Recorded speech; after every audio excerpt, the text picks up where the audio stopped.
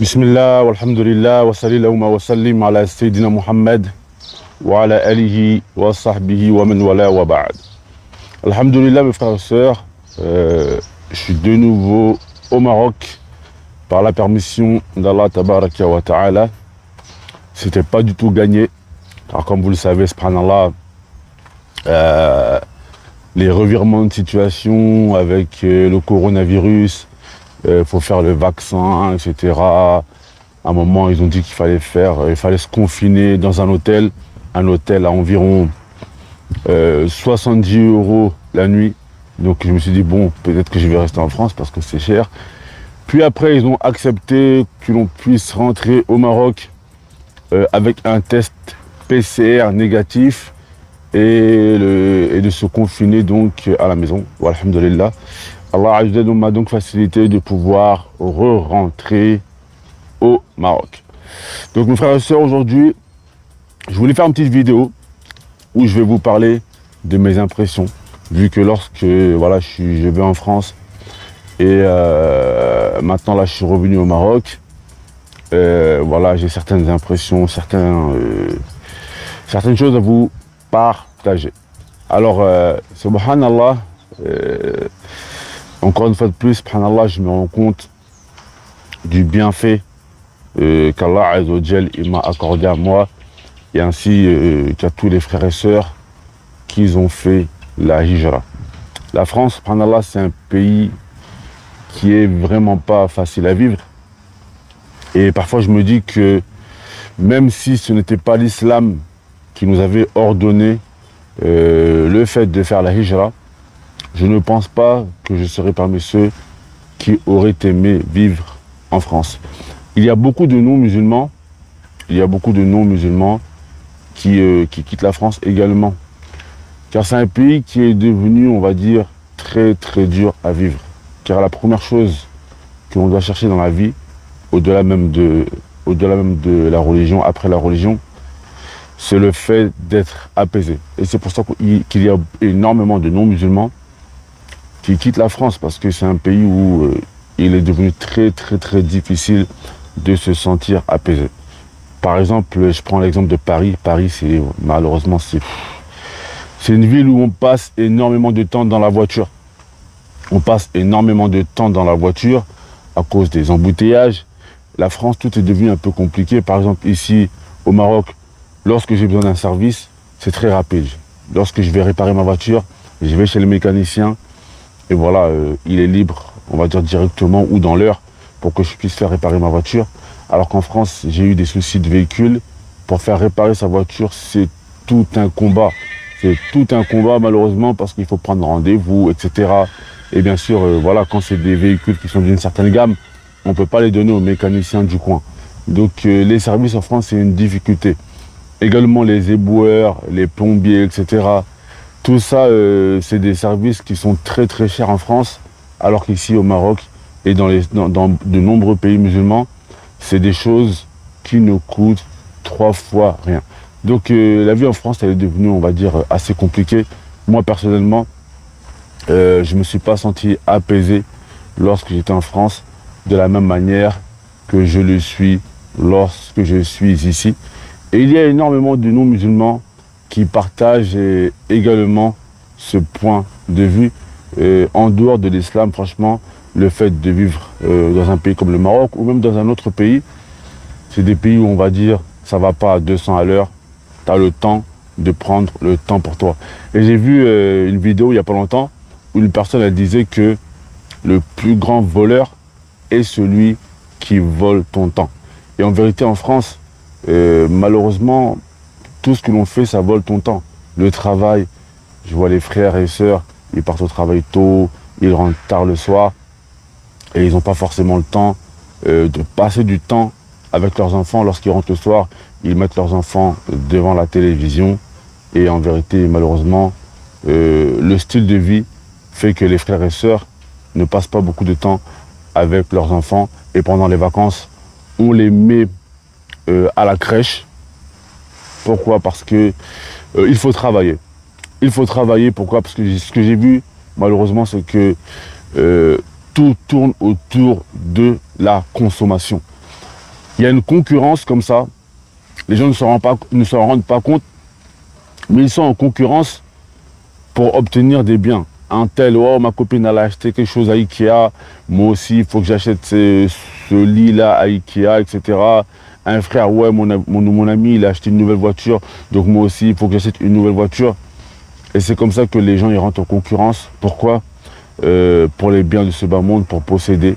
Et chacun à son niveau. Hein. Celui qui a beaucoup d'argent, bah, ce sera pour avoir une grosse voiture, plus belle que celle que son ami est là. Et celui qui n'a pas beaucoup d'argent, ce sera pour avoir, voilà, pour aller acheter à Action et pour avoir des biens ou aller acheter à Primark, pour acheter des choses pour ses enfants, parce qu'il voit les enfants des autres aussi, ils sont habillés comme ci, comme ça.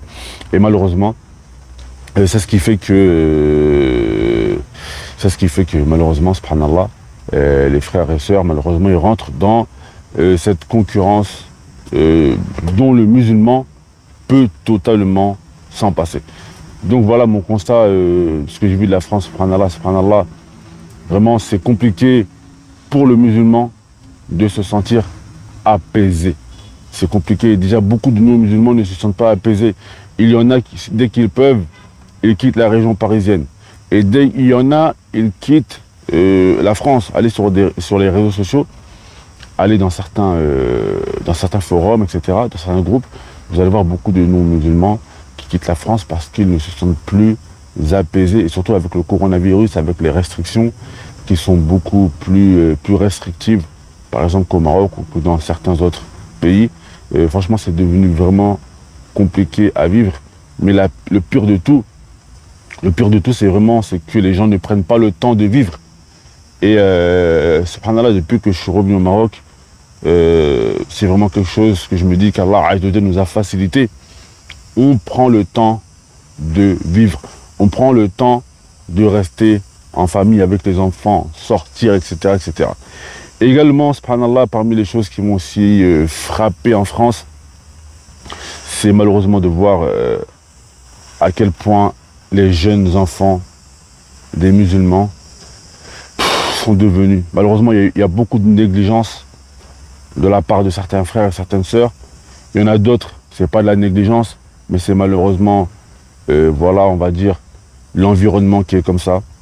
J'ai vu beaucoup d'enfants, de frères et sœurs qui, voilà, qui se laissent aller dans la musique, etc. Tu vois beaucoup de frères aussi, malheureusement, qui avant, on va dire, lorsqu'ils sont rentrés dans le dîn, ils étaient fermes.